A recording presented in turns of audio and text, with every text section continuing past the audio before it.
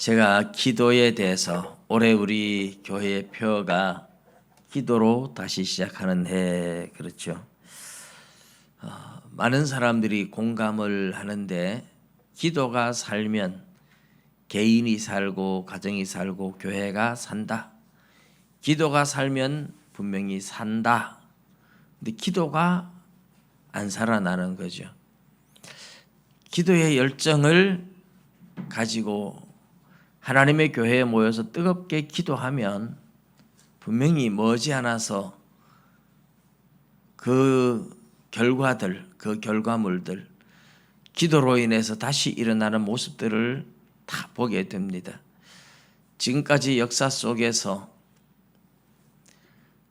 부흥한 교회들, 부흥한 시대에 한결같이 먼저 기도가 있었다 하는 것을 봅니다. 옛날에 영국에서 조지 휘필드 목사님이나 요한 웨슬레 플래처 목사님들이 부흥을 일으킬 때, 그리고 미국의 대각성 조나단 에드워드 목사님이 부흥을 일으킬 때 전부 다 함께 기도하는 뜨거운 열정들이 있었는데, 조나단 에드워드 목사님이 그것을 책으로 글로 썼는데 기도 합주회다 이렇게 말을 했어요. 우리가 이제 피아노 잘 치는 사람, 또 이렇게 현악기나 타악기나 이런 다른 악기들을 가지고, 금관악기 이런 것을 가지고 함께 연주를 할 때 합주회 이렇게 말을 하죠. 근데 기도 합주회라는 것은 영국에서, 미국에서 각 나라에서 그리스도인들이 함께 시간을 정해서 함께 기도하자는 거죠. 아마 그때 화요일로 정했었는가? 그래서 함께 7년 기도하다가 또 멈추었다가 다시 또 7년 기도하다가 그렇게 오랫동안 전 세계 교회들이 함께 기도에 열정을 불태우면서 미국에 엄청난 대각성 운동이 일어나고, 그 부흥의 불길들이 우리 유럽에서 일어나고 미국에서 일어나고, 그 부흥의 불길이 한국에까지 튀어온 겁니다.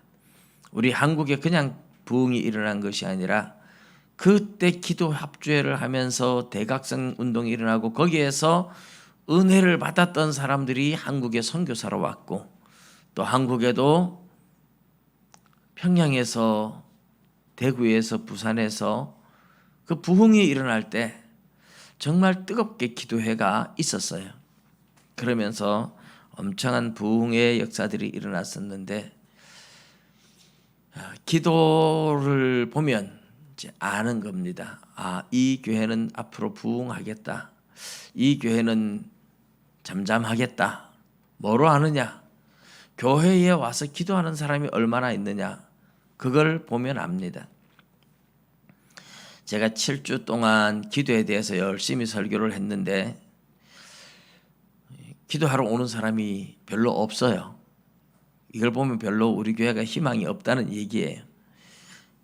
새벽기도 오는 사람도 적고 저녁에는 아예 없고, 기도에 대한 열정을 심어주지 못하는 설교, 기도에 대한 설교를 이렇게 하면 제일 좋은 설교는 뭐냐? 기도에 대한 설교를 이 정도로 하면 나도 기도해야 되겠다 하는 막 가슴이 불타올라야 잘하는 설교인데, 아무리 기도에 대한 설교를 해도 기도할 마음이 전혀 생기지 않는다. 이 설교가 분명히 잘못한 설교고 실패자의 설교고, 그렇다고 제가 1년 내도록 기도에 대해서만 계속 설교할 수는 없을 것 같고, 제가 스스로 하나님 앞에 반성하며 돌아보는 것이, 내 설교는 내가 기도를 많이 하지 못해서 능력 있는 설교는 아니다. 제가 그렇게 반성을 하면서 저 자신부터 이제 기도에 대한 불타는 가슴을 알아야 되겠죠. 그럼에도 불구하고 이제 오늘은 기도에 대해서 마지막 설교를 이제 합니다. 어쨌든 설교라는 것은 그냥 내용이 좋네, 재미있네, 말 잘하네 이런 게 아니고, 설교는 사람의 가슴을 불태우고 가슴을 뜨겁게 만들고 사람을 행동하게 만드는 설교.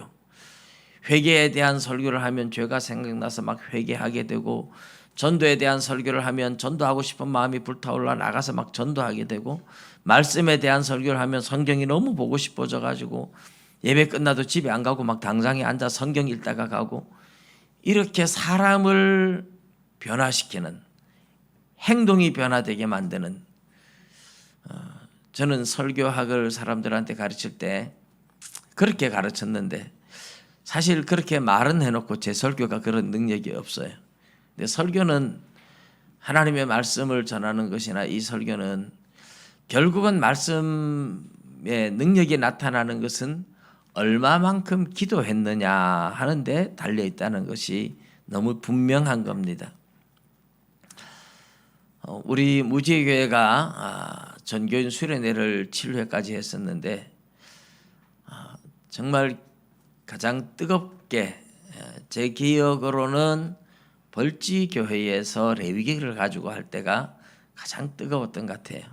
그때는 병자도 낫고 회개하고 막 화해하고 이런 역사들이 일어났는데, 그때는 수련회를 앞두고 한 달 동안 제가 주암산 기도원에 가서 철야 기도를 했어요. 그렇게 가장 많이 기도했을 때 분명한 역사가 나타나는 걸 봤고, 그 다음에는 제가 기도를 하려고 몸부림을 쳐도 기도도 내 마음대로 안 되는, 기도조차도 하나님의 은혜 없이는 안 되는구나, 이걸 절실하게 사실 느꼈습니다.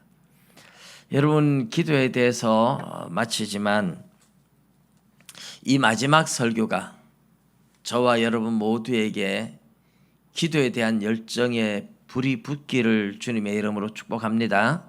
기도해야 되겠다. 기도해야 한다. 기도해야 되겠구나.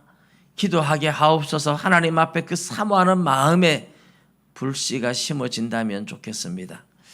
저도 그런 마음을 가지고 하나님 앞에 수없이 다짐하면서도 하나님이 원하는 만큼 기도를 못하고 있다는 것이 늘 제게 느껴집니다.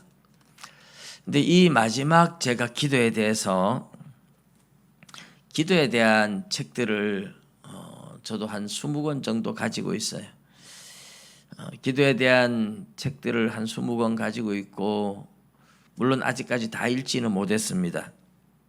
기도에 대한 책 중에서도 E.M. 바운즈 하는 목사님의 책은 제가 2권을 가지고 있는데, 아마 기도에 대한 책 중에 가장 유명한 책일 거예요. 우리나라의 목사님들, 외국의 목사님들, 기도에 대한 유명한 저서들, 조나단 에드워드 목사님의 기도 합주회, 뭐 이런 책들도 제가 다 가지고 있지만, 사실 좋은 책이니까 배울 것도 많고 좋은 말도 많고 또 읽으면 기도해야 되겠다 하는 그런 간절함도 생기기도 하고 하지만, 뭔가 그래도 이렇게 확 불을 붙여주는 듯한 느낌을 가지지 못하는, 그래서 제가 이제 기도에 대해서 기도가 무엇인지부터 시작해서 기도의 필요성이나 여러 가지를 이야기해 왔는데, 이 마지막 기도에 대한 설교를 마무리하면서 어떻게 하는 것이 마무리하는 설교로 가장 좋을까 고민도 했습니다. 그런데 정말 기도의 가장 실제적인 성경에서 찾아볼 수 있는, 기도하면 하나님이 어떻게 그 기도를 받아주시고 어떻게 응답하시는지를 보여주는 가장 실제적인 예들을 살피는 것이 좋겠다. 제가 설교 준비를 하다가 이 설교는 사실 미완성 작품의 설교입니다. 이 미완성 작품의 설교라는 것은, 이 내용은 제가 나중에 차례대로 한번 정리를 해서 이것은 하나의 논문감이다 이런 생각이 들어요. 왜 그러느냐 하면 이제 사복음서에 나와 있는 내용들을 전부 다 분류를 다 해서 그 분류를 따라서 이제 보여줘야 하는 거기 때문에 미처 다 연구를 할 수 없는 미완성 작품이다. 이제 요한복음 14장 8절에 보면 빌립이 예수님한테 뭐라고 얘기를 하느냐? 주여 우리에게 아버지를, 하나님 아버지를 보여주시면 족하겠나이다 이래요. 예수님이 늘 하나님 아버지 얘기도 하고 하는데 하나님 아버지를 한번 봤으면 좋겠다는 거예요, 빌립이. 그래서 하나님을 우리 눈으로 볼 수 있도록 좀 하나님 아버지를 우리에게 보여주시면 족하겠나이다. 그때 예수님 뭐라고 말씀을 하십니까? 예수님이 말씀하시기를 빌립아, 내가 이렇게 너희와 오래 함께 있었는데 아직도 아버지를 보지 못했단 말이냐? 나를 본 자가 곧 아버지를 보았거늘 나를 본 자가 하나님 아버지를 본 것이다 이 말을 해요. 사실 빌립이 요구한 것이 너무 엄청난 것이죠. 하나님은 영이시기 때문에 인간의 눈으로 볼 수 없어요. 영이신 하나님을 인간이 어떻게 봅니까? 또 하나님은 너무 거룩하신 분이라서 죄인이 하나님을 볼 수도 없고 영이신 하나님을 볼 수도 없고, 그래서 탈무드에 보면 그런 이야기가 나오잖아요. 유대인 랍비를 보고 로마의 한 병사가 당신들 늘 하나님 있다고 말하는데 하나님 한번 보여달라고. 그때 랍비가 로마 병사에게 하늘의 태양이 막 대낮에 뜨겁게 타오르는 태양을 보면서 저 태양을 두 눈을 뜨고 똑바로 한번 쳐다봐라. 그러니까 병사가 하는 말이, 아니 태양을 어떻게 눈으로 너무 눈부셔서 어떻게 보느냐. 그때 랍비가 하는 말이, 하나님이 만든 지극히 작은 영광 저 태양도 두 눈 뜨고 못 보면서 저 태양보다 엄청나게 더 찬란한 영광의 하나님을 당신이 어떻게 눈으로 볼 수 있다고 생각을 하느냐. 이제 그런 취지의 이야기를 한 적이 있다고 하죠. 예, 태양도 제대로 못 보면서 하나님을 어떻게 볼 수 있느냐. 그런 이야기하고도 같은 맥락이죠. 근데 하나님은 눈으로 볼 수 없어요.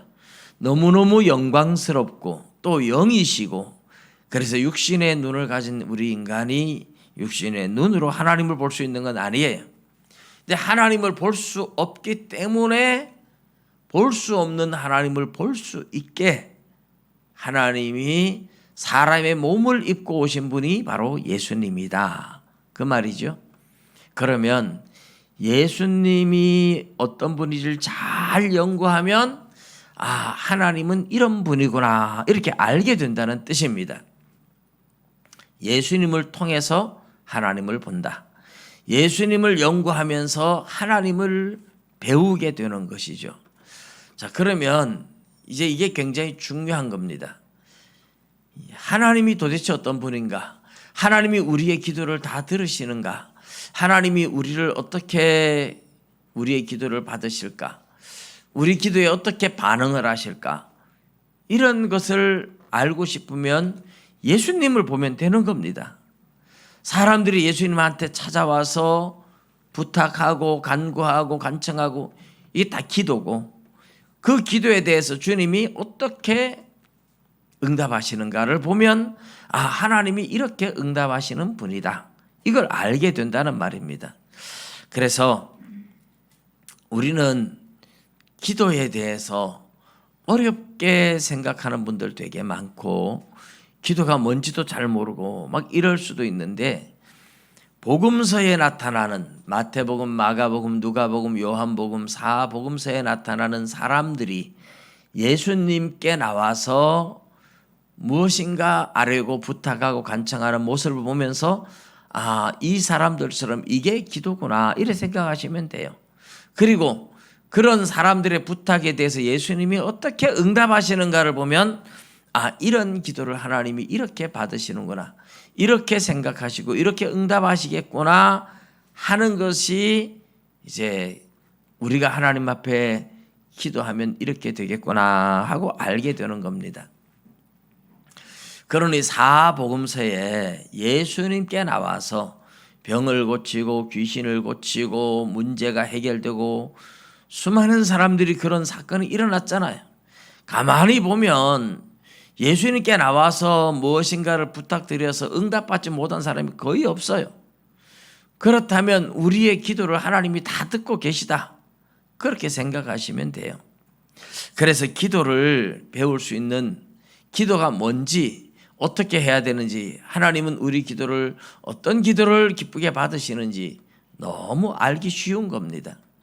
그래서 이 사복음서에서 예수님과 사람들과의 이 관계를 통해서 기도에 대한 이해를 하고 기도에 대한 분류를 할 수 있고, 그래서 제가 하는 말이, 이 연구는 뭐 하루 이틀 만에 이루어질 문제가 아니고 이거는 뭐 한 달씩 걸려서 작업해야 될 큰 주제라서 제가 오늘 미완성의 작품을 가지고 설교를 하고 있다, 이런 주제를 가지고 아직까지 연구되어진 논문이 아마 없는 것 같아요. 그래서 오늘 예수님을 본 것이 곧 하나님을 본 것이다. 그러면 예수님께 기도하고 응답받는 사람들의 모습을 보면서 예수님은 어떤 기도를 기뻐하시고 어떤 기도에 응답하시는지 우리가 알 수 있으니까 우리의 기도의 자세를 배울 수 있다. 그 내용을 언젠간 제가 연구를 다 해서 책으로 우리 성도님들한테 드릴 수 있으면 좋겠습니다만은 오늘 몇 곳을 간단하게 살펴보는 것을 통해서 기도에 대한 자세를 좀 배울 수 있겠다, 그렇게 생각을 하시면 되겠습니다. 첫 번째, 우리 예수님이 즉각적으로 응답해 주시는 아주 급한 응답, 그 내용들을 이제 여러 곳에서 찾아볼 수 있는데요. 여러분, 기도하고 즉각적으로 응답 오는 게 어떤 경우일까요?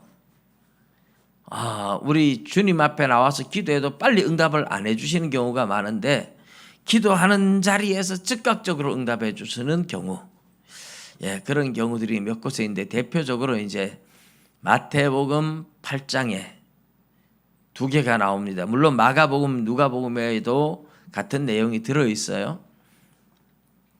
나병 환자가 마태복음 8장 30절부터 34절까지인가요? 마태복음 8장 1절에서 4절이죠. 마태복음 8장 1절에서 4절에 산상보훈을 끝내고 산에서 내려오는 예수님께 한 나병 환자가 옵니다. 나병 환자가 와서 예수님 앞에 무릎을 꿇고 주여 원하시면 저를 깨끗하게 하실 수 있나이다, 이래요. 근데 예수님께서 내가 원하노니 깨끗함을 받으라, 손을 대시면서 터치하시고 내가 원하노니 깨끗함을 받으라, 그래서 그 자리에서 나병 환자가 깨끗해지고 치유가 됩니다. 여러분, 이런 경우 하나님께서, 우리 예수님께서 왜 즉각적으로 응답해 주셨을까? 여러분, 이게 굉장히 급박한 기도인 셈입니다. 나병 환자가 예수님 앞에 나와서 무릎을 꿇었어요. 근데 예수님이 만일에 그 자리에서 고쳐주지 않으면 어떤 일이 벌어질까요? 이 나병 환자는 부정하다고 생각하죠. 구약의 레위기 13장, 14장, 15장 근거에서 이 나병 환자는 부정한 자입니다. 이 나병 환자들이 사람들한테 가까이 오면 안 돼요. 오면 안 되고, 사람들이 가까이 오려고 하면 손으로 입을 가리면서 부정하다, 나는 부정한 사람이다 하고 큰 소리로 외쳐서 가까이 못 오도록 그렇게 율법이 정해놓았어요. 그런데 가까이 오면 같이 사람들이 부정해지는 거고, 사람들한테 가까이 오면 돌로 쳐서 죽이도록 되어 있습니다. 만일에 예수님이 이 나병 환자를 고쳐주지 않았다, 그러면 어떤 결과가 될까요? 예수님도 부정한 사람 취급을 받을 수 있죠. 왜요? 나병 환자 가까이 있었으니까. 그리고 사람들이 이 나병 환자를 돌로 쳐서 죽일 겁니다. 그러니 지금 나병 환자를 예수님이 나중에 고쳐줄게 뭐 이런다든지 이러면 이거는 해결이 될 문제가 아니라 돌에 맞아 죽습니다. 예수님까지 부정한 사람 취급을 받을 수 있어요. 그래서 나병 환자가 예수님 앞에 올 때는 자기가 돌에 맞아 죽을 각오를 하고 온 겁니다. 예수님이 안 고쳐주시면 내가 이렇게 사느니 죽는 게 낫겠다. 예수님 안 고쳐주시면 죽으면 죽으리라. 그 각오로 왔다는 겁니다. 굉장히 절박한 상황에서 온 이야기죠. 예수님께서 그 자리에서 고쳐주십니다.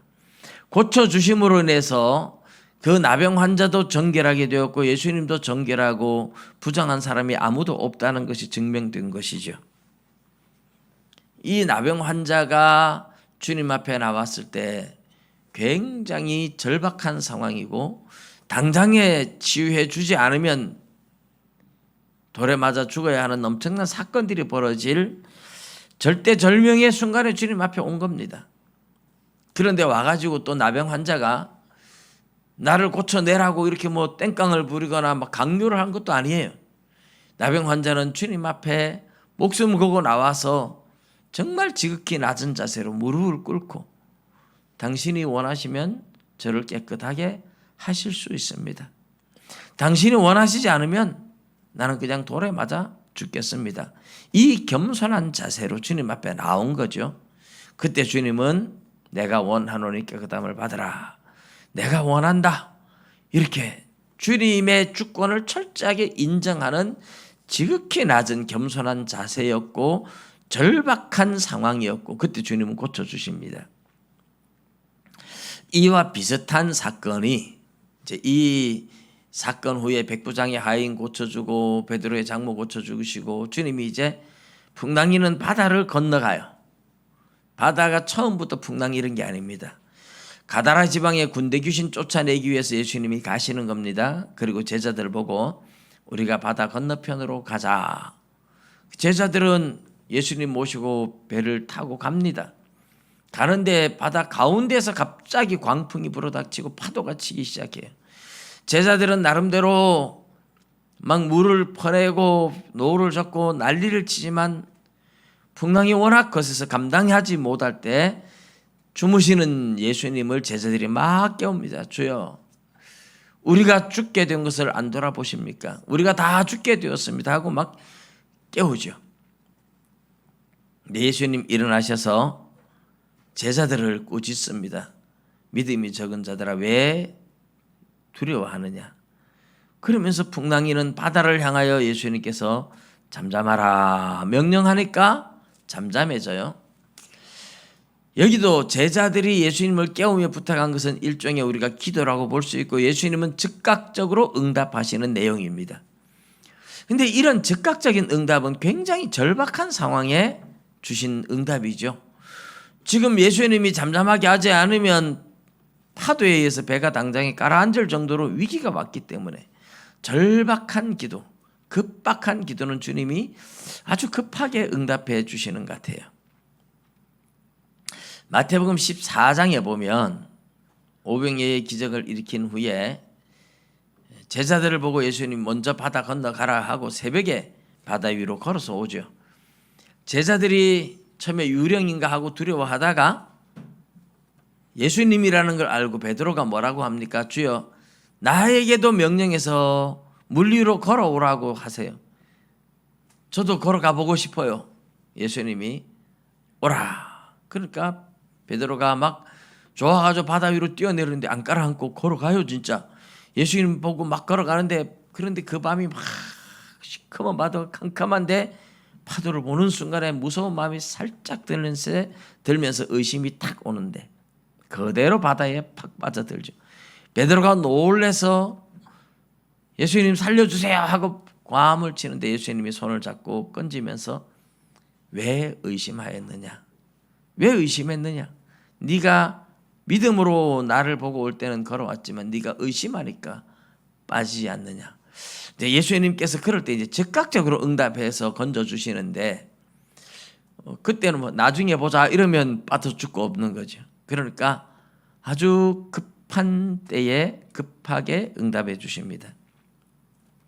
지난 한 주간 우리 새벽 기도 시간에 음악이 안 되더라고요. 이 데크가 고장이 다 나가지고 한 3일 정도는 틀리다가 그 다음에는 막 예배 시간 전에 암만 틀어도 안 되고 예배 후에도 제가 광고를 했죠. 새벽기도 나오신 분들은 알지만 다른 사람 소리 신경 안 쓰이게 막 큰 소리를 하라고. 우리는 뭐 워낙 조용히 기도해서 또 음악을 틀어내도 뭐 조용히 기도해서 상관은 없지만 제가 그리고 예배 끝나고 가서 틀어봤어요. 틀어봤는데 여전히 안 돼요. 그러다가 기도해보자. 그래가지고 예수님께 하나님께 기도를 했어요. 하도 안 되니까 하나님 이 음악 좀 틀어지게 해주세요. 기도하고 제가 기계를 보고 명령을 했어요. 예수 이름으로 소리가 잘 날지어다. 그리고 딱 틀었는데 소리가 잘 나는 거예요. 그래가지고 오늘 새벽까지 소리가 왔다 갔다 하기는 하지만 또 나요.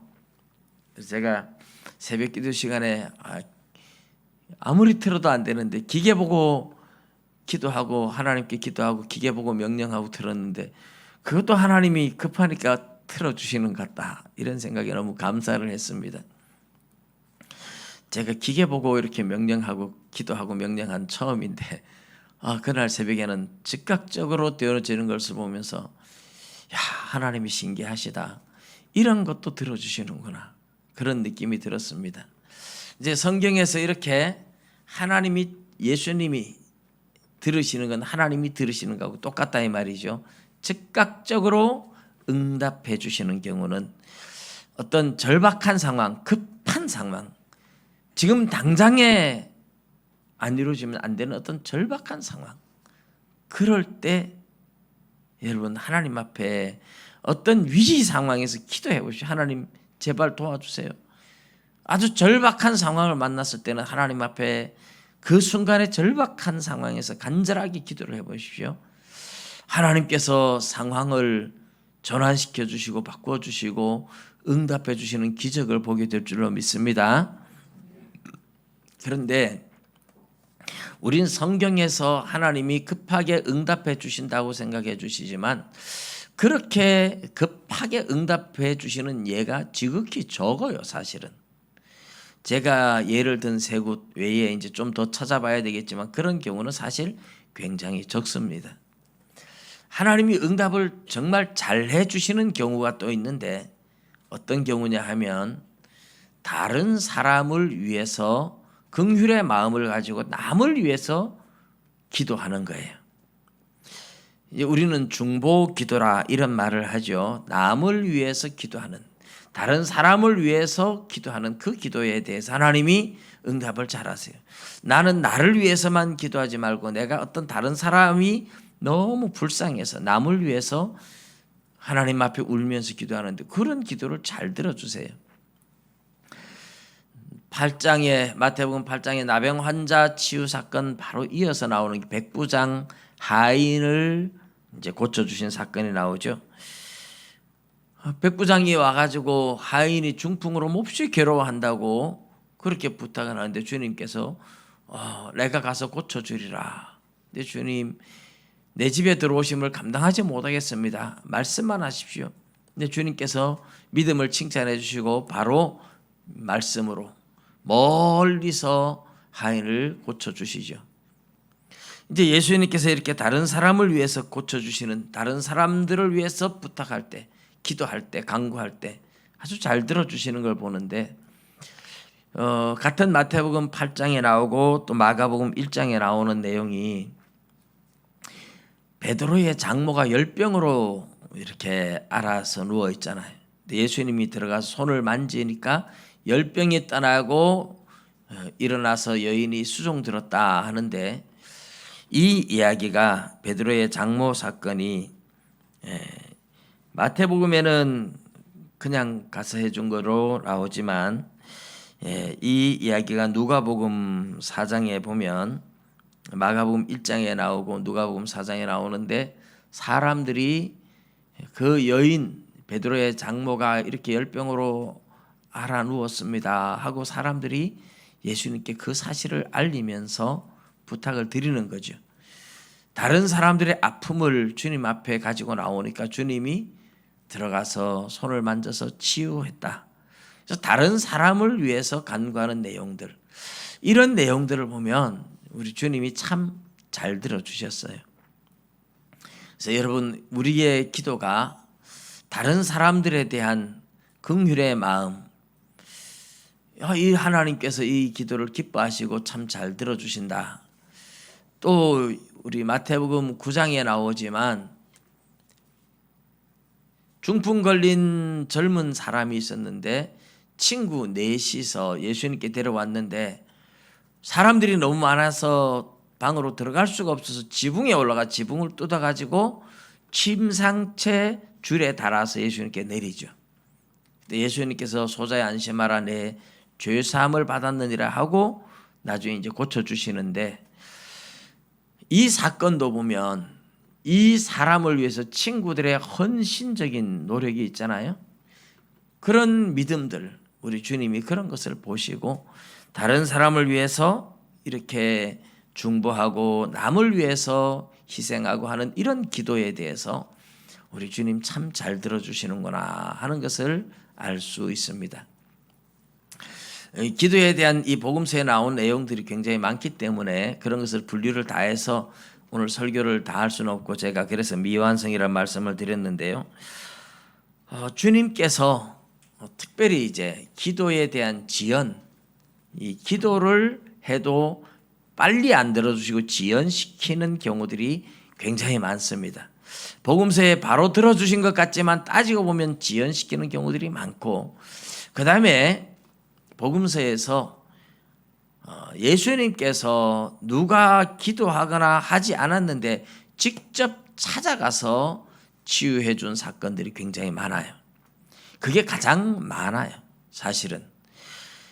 대표적으로 요한복음 5장에 보면 베데스다 목가에 이제 행각의 사람들이 모여서 온갖 병자들이 있는데 38년 된 병자, 혈기 마른 자를 예수님께서 찾아가서 네가 낫고자 하느냐, 일어나 내 자리를 들고 가라. 안식일인데 그렇게 치유해 주는 사건이 나오잖아요.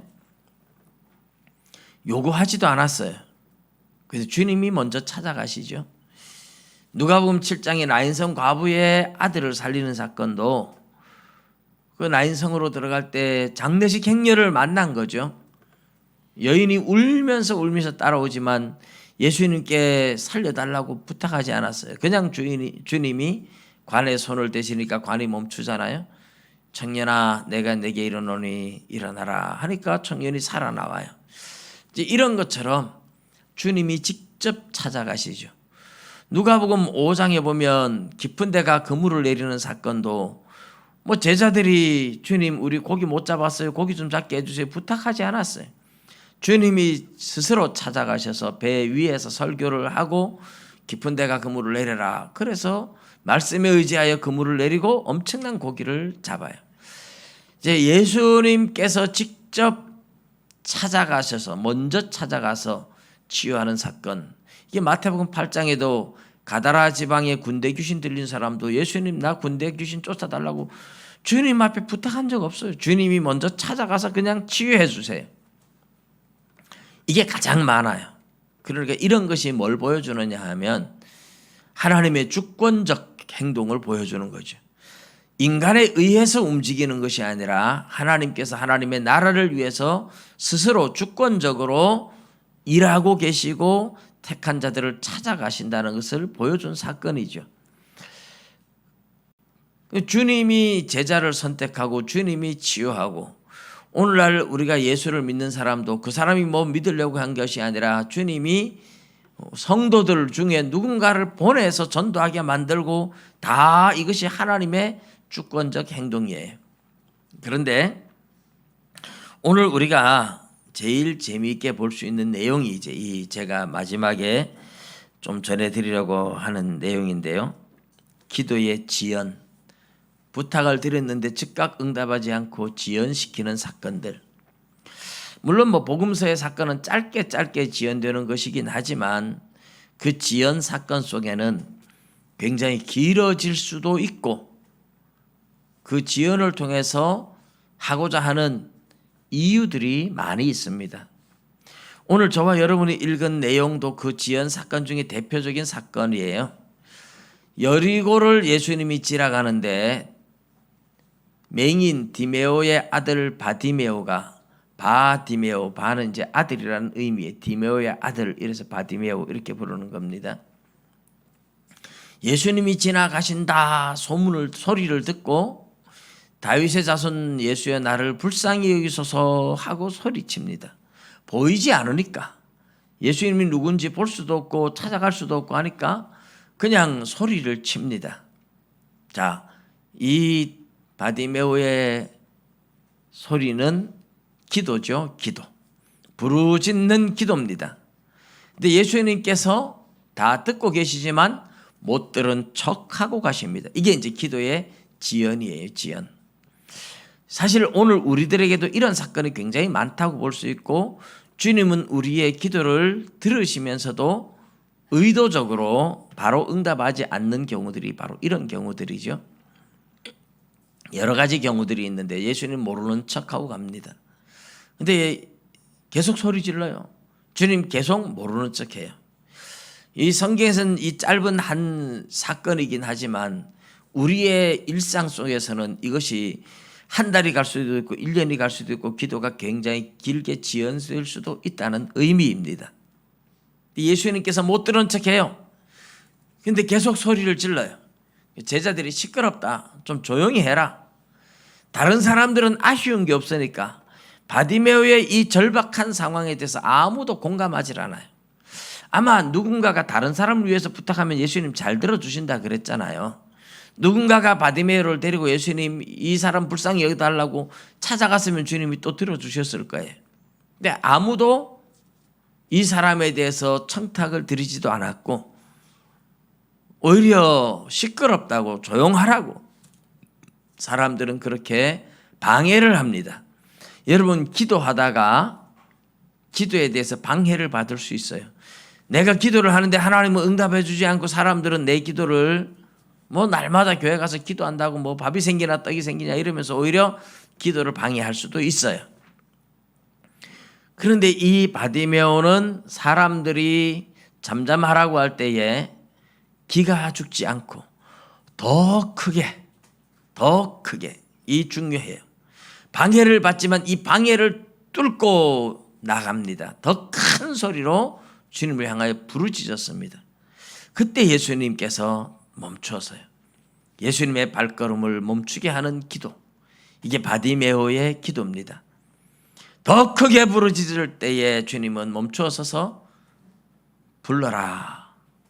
그래서 사람들이 바디메오를 부르죠. 바디메오 너무 좋아서 옷을 벗어 던지고 주님 앞에 나옵니다. 길에 앉아 구걸하던 사람이죠. 근데 눈이 안 보이니까 구걸을 하지. 이제 눈이 열려지면 더 이상 구걸할 필요 없다. 지금까지 입고 있는 옷은 거린의 옷입니다. 얻어먹고 사는 거린의 옷을 입고 있었고 내가 눈만 뜨면 더 이상 이 거린이 아니다 하고 옷을 벗어 던진 거예요. 그래서 주님 앞에 나오니까 주님이 물어보죠. 무엇을 원하느냐? 이게 모르겠어요. 예수님이 눈뜨기 원하는 거 다 알죠. 근데 주님 꼭 물어보세요. 무엇을 원하느냐? 주여, 눈뜨기를 원합니다. 주님께서 내 믿음대로 내 소원대로 되리라. 그 자리에서 눈이 띄어졌고 바디메오는 그 주님을 따르면서 찬양하며 주님을 따라갑니다. 여기에서 예수님께서 이 바디메오의 믿음을 시험하는 기간이 있어요. 할렐루야. 여러분들의 기도가 지연되는 첫 번째 이유는 하나님께서 과연 진짜 믿음을 가지고 있느냐, 진짜 온전히 하나님을 신뢰하느냐를 테스트하기 위해서 기도의 응답을 지연시키는 경우들이 있다 하는 겁니다. 여러분, 이 기도의 응답을 지연시키는 또 하나의 예를 보면 이제 성경 이 지연에 대한 여러 가지 원인들이 있는데 대표적으로 요한복음 2장에 가나 혼인잔치에 예수님이 가셨고 초대받아 가셨고 혼인잔치 중간에 일주일씩 하는데 하루 이틀 만에 포도주가 떨어졌어요. 그래서 마리아가 아마 그 잔치집은 예수님과 친척 마리아 예수님 어머니 마리아와 어떤 집안인 것 같아요. 그런데 포도주가 떨어졌어요. 이 잔치 시작하자마자 포도주가 떨어지면 정말 이거는 난감한 거죠. 그런데 예수님의 어머니 마리아가 예수님께 나와서 포도주가 떨어졌다 알립니다. 이제 일종의 포도주가 떨어졌으니 어떻게 해달라는 청탁을 하는 것이고 기도라고 할 수 있는 겁니다. 예수님이 알았다라고 응답하지 않죠. 여자여 나와 무슨 상관이 있나이까. 말하자면 기도에 대한 거절인 셈이죠. 기도에 대한 거절이요 지연당하고 있는 겁니다. 응답이 이루어지지 않는 거죠. 그런데 주님이 포도주를 만들어 주세요. 어떤 사건 때문입니까? 마리아가 하인들을 불러서 예수님이 뭐라고 시키든지 무엇이라고 하든지 시키는 대로 해라. 따지지 말고 예수님이 시키는 대로 해라. 이 말 한마디가 예수님을 움직입니다. 그러자 예수님이 하인들에게 돌 항아리 6개 있는데 여기에다 물을 가득 채워라. 물을 가득 채우고 그걸 떠다가 연회장에게 갖다 줘라. 갖다 주니까 연회장이 먹고 이렇게 맛있는 포도주가 어디 있느냐고 탐복을 합니다. 근데 물 떠온 하인들은 이게 어디서 생긴 건지 알죠. 물인데 예수님 말씀대로 물 떠다가 줬는데 포도주로 변해 있어요. 여러분 이 사건 속에서 무엇을 배워야 합니까? 예수님은 하나님이시잖아요. 인간이 하나님을 조종할 수 없습니다. 마리아가 아무리 육신적으로 예수님의 어머니라도 포도주 떨어졌으니 어떻게 해봐? 인간의 명령, 인간의 부탁, 인간의 요구에 하나님이 끌려다니는 하나님이 절대로 아니라는, 아까도 말씀드렸지만 하나님의 주권적 행동을 분명하게 보여주는 겁니다. 만일에 마리아가 포도주 떨어졌는데 어떻게 해달라? 뭐 똑같이 다른 사람도 이렇게 부탁하고 저렇게 부탁하고 그러면 인간이 부탁하는 대로 주님이 다 인간의 종처럼 끌려다니고 인간의 부탁과 요구에 끌려다니고 그러면 말이 안 되죠. 우리 예수님은 마치 인간이 하나님보다 더 위에 있는 것처럼 하나님께 명령하듯이 또는 하나님 앞에 강제로 요구하듯이 뭐 하나님 앞에 막 안 들어주면 안 됩니다 강요하듯이 이렇게 할 때 하나님의 주권에 대해서 조금이라도 손상이 가는 행동을 하면 주님은 절대로 안 들어줍니다. 잠잠히 기다리시죠. 거절하시죠. 그런데 마리아가 마치 요구하듯이 명령하듯이 했을 때는 주님이 거절했는데 태도가 싹 바뀌어서 하인들한테 시키는 모습에서 시키는 대로 해라. 그 말 한마디 속에 우리는 당신의 종들입니다. 우리는 주님의 종들입니다. 주님 명령하시는 대로 하겠습니다. 이 자세로 딱 바뀌는 순간에 주님은 포도주로 응답해 주시죠. 물로 포도주를 만들어 주십니다. 그러니까 기도의 지연이 우리의 믿음을 테스트하기 위한 것도 있지만 기도가 우리가 하나님의 종의 자세로 가서 하나님의 은혜와 긍휼을 구할 때 하나님이 들어주시지만 마치 내가 하나님을 부려먹는 것처럼 인간이 그냥 요구하면 하나님 무조건 들어줘야 되는 것처럼 강요하듯이 그런 기도에 대해서 하나님이 안 들어주시더라는 거죠. 요한복음 4장 사건도 보면 왕의 신하가 예수님을 찾아와서 내 아들이 병들었다고 고쳐달라고 요구를 해요. 근데 주님이 뭐라 그래요? 너희가 표적을 보지 않으면 도무지 믿지 않을 거다. 그러면서 들은 척도 안 하고 응답도 안 하고 가지도 않습니다. 말하자면 이 왕의 신하가 예수님께 나와서 요구하는 게 뭔가 마치 내가 부탁하면 당연히 당신이 들어줘야 돼라는 식으로 요구를 했는 것 같아요. 예수님께서 응답을 안 하시는 거죠. 믿음이 없다. 표적을 보지 않으면 도무지 믿지 않는다. 이러면서 예수님께서 거절을 하고 계신 거예요. 일종의. 그러니까 이 왕의 신하가 한 번 더 강요를 합니다. 죽기 전에 빨리 내려와 달라고. 내 아들 지금 죽어간다고. 계속 강요를 하는 거죠. 우리 주님께서 그런 사람한테 내가 네 말에 끌려다녀야 되느냐? 네가 하나님이냐? 내가 하나님이고 네가 종인데 네가 내 말을 들어야지 내가 네 말을 듣느냐? 그런 의도로 주님이 딱 한마디 던집니다. 가라, 네 아들이 살았다. 가라, 네가 나보고 와서 고쳐달라고 하지만 내가 네 말에 끌려다니는 게 아니고 네가 내 말을 들으면 산다. 가라, 가라, 네 아들이 살았다. 이렇게 명령하시는 거예요. 주님이 가라고 명령을 할 때 이 사람이 조금 망설이다가 어쩔 수 없잖아요. 주님이 거절하니까. 내가 주님을 강요할 수 있는 게 아니라 내가 주님의 말씀을, 주님의 명령에 내가 순종해야 되잖아요. 그래서 돌아갑니다. 돌아가는데 가다가 중간에 하인들이 와서 아들이 낳았다는 거예요. 언제 낳았느냐 물어보니까 어제 예수님이 가라 네 아들이 살았다 하시던 바로 그 말씀하던 그 시간쯤에 낳았다는 거죠. 그래서 왕의 신하가 믿습니다. 근데 이 사건 속에서도 가나 혼인잔치 사건도 그렇고 사람이 하나님을 조정할 수 있다고 착각을 하면 안 돼요. 하나님을 내 마음대로 조정할 수 있다고 생각하고 하나님 앞에 강요하듯이 기도하고 할 때는 주님이 그 기도를 안 들어주시더라는 거죠.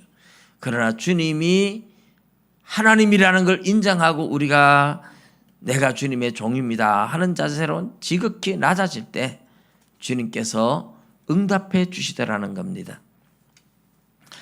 이런 사건들, 기도의 지연이 일어나는 사건들은 누가 주인이냐, 주권적인 행동을 누가 하느냐, 누가 주인이냐의 이 관계 설정이 바로 될 때까지는 주님이 응답하지 않아요. 그래서 주님이 주인이고 나는 주님의 종입니다 하는 이 자세가 설정이 되었을 때 주님이 응답하시더라. 또는 우리의 믿음을 확인하기 위해서 지연하시더라 하는 겁니다. 그 외에도 많은 것이 있지만 짧은 시간에 다 말씀을 드릴 수 없고 마지막으로 하나만 더 제가 말씀을 드리면 우리 예수님께서 주님 앞에 나와서 부탁을 드리고 기도를 할 때에 믿음이 크다라고 칭찬을 한 두 사람이 있어요. 그리고 응답해 주시죠. 믿음이 크다 칭찬하고 응답해 줍니다. 마태복음 8장 사건과 마태복음 15장 사건입니다. 사람들이 믿음이 크다 하니까 어떤 사람은 그런 얘기를 하더라고요. 팔이 부러졌는데 병원에 들어앉아 있으라 그러는데 나는 막 믿음으로 내 믿음이 크다 믿음으로 그냥 나왔다. 그런 건 믿음이 아닙니다. 배짱이고 만용입니다. 예수님께서 믿음이 크다라고 한 내용을 잘 살펴야 돼요. 백부장이 자기 하인을 위해서 부탁할 때 예수님이 내가 가서 고쳐주리라. 그럴 때 백부장이 뭐라고 했습니까? 주여 내 집에 들어오심을 나는 감당할 수 없습니다. 내 위에도 내 아래도 사람이 있어서 가라 하면 가고 오라 하면 오는데 주님 말씀만 하시면 되지 않습니까? 그때 주님이 이스라엘 중에도 이만한 믿음을 만나보지 못했다 하면서 믿음이 크다고 칭찬을 하죠. 가나안 여인 수로보nik의 족속 두로 땅에서 만난 가나안 여인은 자기의 딸이 흉악히 귀신 들렸다고 고쳐달라고 매달립니다. 주님 역시 그 여인의 기도에 지연하죠. 못 들은 척하고 외면하고 계속 갑니다. 제자들이 아무리 부탁해도 주님은 나는 이스라엘 집에 잃어버린 양 외에 다른 데로 보내심을 받지 않았다라면서 거절을 해요.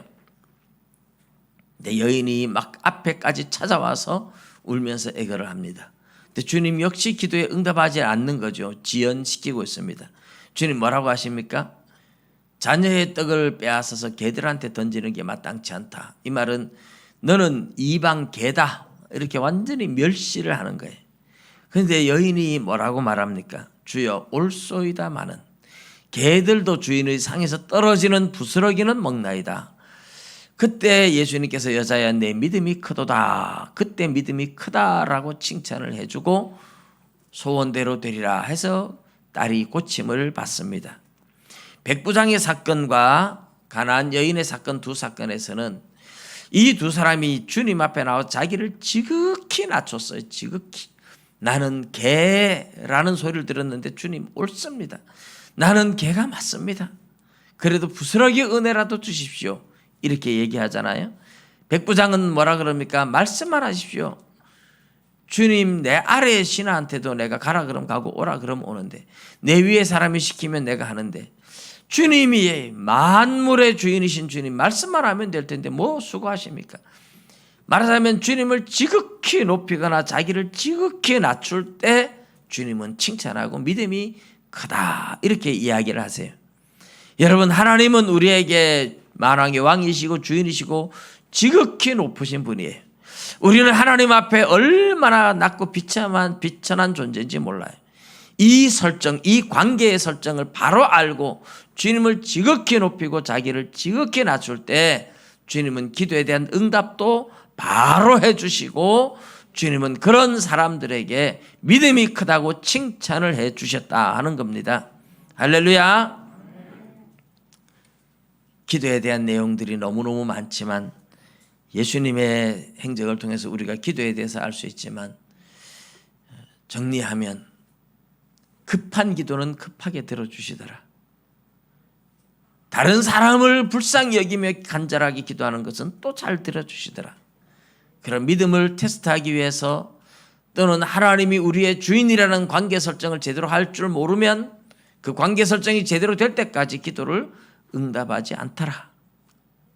그런데 주님을 지극히 높이고 나를 지극히 낮추어서 아주 지극히 겸손함으로 하나님 앞에 나와서 간절히 부르짖고 기도할 때는 주님이 그 기도를 잘 들어주시더라 하는 것을 기억하시고, 여러분, 복음서를 또 읽으면서 예수님한테 부탁하는 사람들이 어떻게 부탁할 때 잘 들었는지를 보면서 기도에 대한 자세를 배워서, 여러분, 지금도 우리가 우리를 지극히 낮추고 주님을 지극히 높이는 겸손한 자세를 기도하면 주님이 우리의 기도를 들어주신다. 주님을 주인으로 인정하고 기도하면 주님께서 우리의 기도를 다 들어주신다. 하나님 앞에서 우리의 교만을 내려놓고 지극히 겸손하게 나오면 들어주신다 하는 것을 기억하시고, 하나님 앞에 나와서 여러분, 기도의 불을 붙이십시오. 기도에 불이 붙어서 기도가 불길이 타오르는 그 기도가 여러분 가정을 살리고 교회를 살리고 나라를 살리는 날이 오게 될 줄로 믿으시기 바랍니다. 기도드리겠습니다.